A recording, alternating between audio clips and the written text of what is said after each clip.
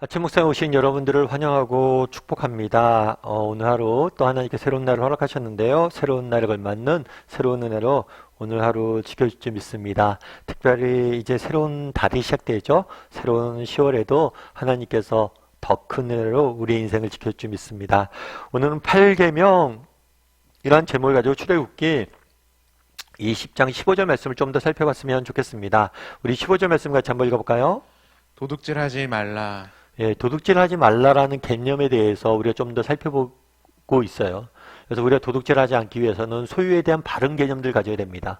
무엇보다도 소유는, 우리가 가진 소유는 하나님이 주신 것임을 기억하고 늘 감사하고 청지기로서 살아가겠다는 그런 청지기적 자세를 갖춰야 됩니다.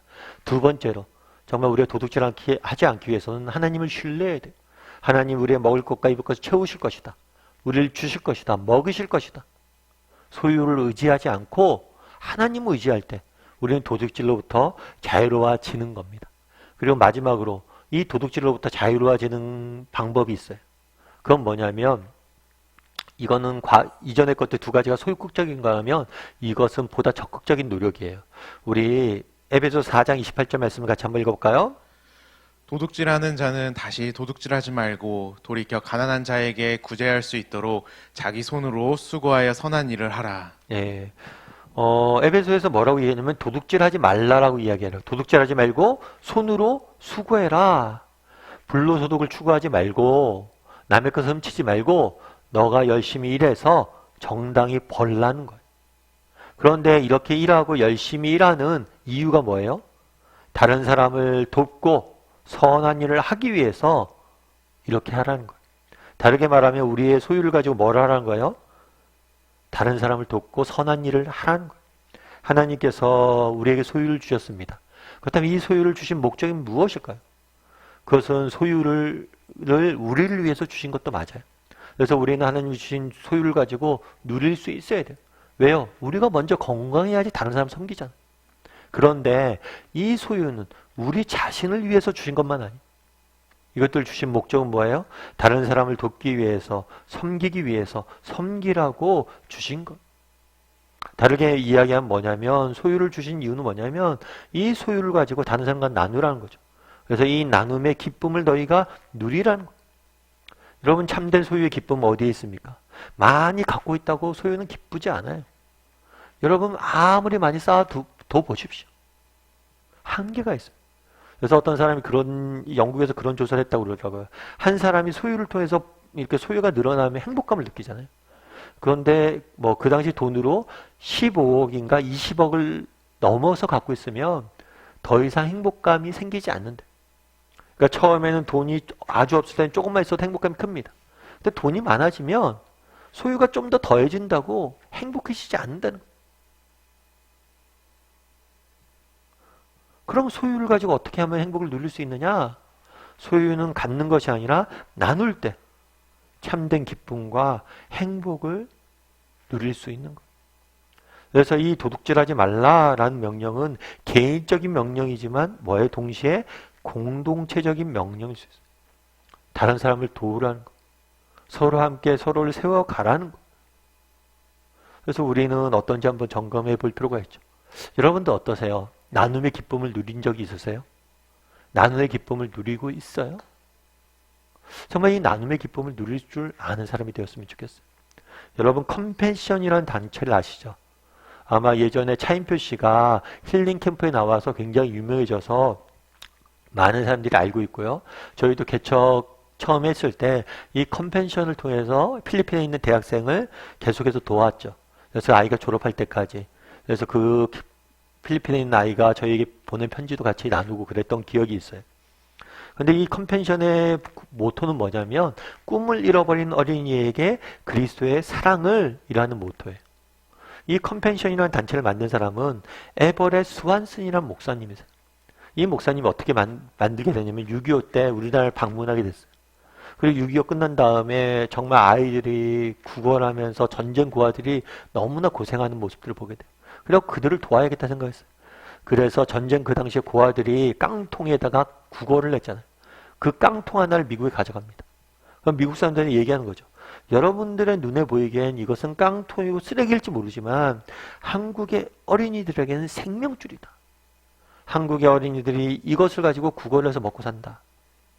그래서 금을 모집한 거죠.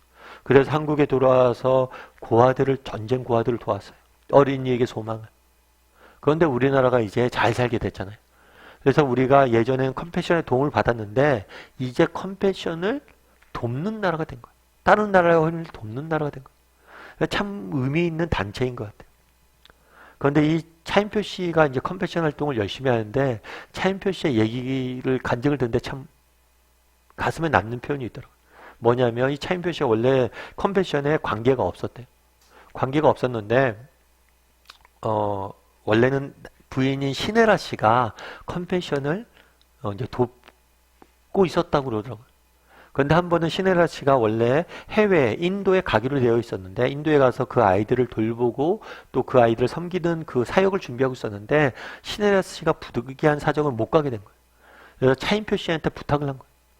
그런데 차인표 씨는 억지로 가긴 했지만 마음이 열리지 않았대. 오히려 반감도 있었대. 내가 여길 왜 가나? 가서 할 일이 뭐가 있냐? 내가 가서 할 일도 없는데 왜 가나? 억지로.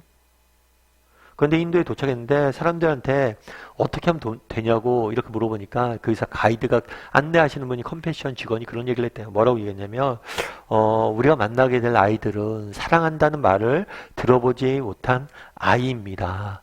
그래서 차인표 씨가 딴 거 안 해주셔도 돼요.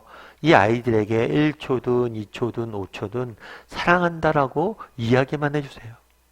하나님은 너희를 사랑한단다. 나도 너희를 사랑한단다. 그 말 한마디만 하면 된다. 그래서 차인표 씨도 갔대요. 가서 아이들을 만나서 아이들에게 얘기했대요. 하나님은 너를 사랑한단다. 나도 너를 사랑한단다. 그런데 그때 정말 그 말을 하는데 하나님이 자신에게 말씀하시는 것 같아요. 뭐라고 말씀하냐면 임표야 내가 너를 사랑한단다. 임표야 내가 너를 사랑한단다. 그때 너무 감동이 됐대. 당시에 많이 지치고 힘들었었는데 그 말씀이 큰 위로가 됐대. 왜 우리가 섬깁니까? 왜 나누라고 명령하세요? 나눌 때 참된 기쁨을 누릴 수 있기 때문에. 누군가에게 사랑한다고 이야기할 때 내가 얼마나 사랑받는 존재인지 깨닫게 되는 거예요. 누군가에게 우리가 나눌 때 내가 얼마나 부자인지 알게 되는 거예요. 내가 쌓아놓는다고 부자인지 몰라요. 근데 내가 조금이라도 나눌 때 그 나눔을 통해서 놀라운 일들이 일어나는 것들을 볼 때 우리는 부자가 되는 거예요. 부유함이 무엇인지 아는 거예요. 소유가 무엇인지 아는 거예요. 바라기는 우리 다음의 식구들이 앞서 이야기했던 것처럼 정말 소유는 하나님이 우리에게 주신 것임을 기억하고 늘 감사하는 사람이 되었으면 좋겠어요. 뿐만 아니라 하나님을 신뢰했으면 좋겠어요. 정말 그분이 우리를 채우실 것이다.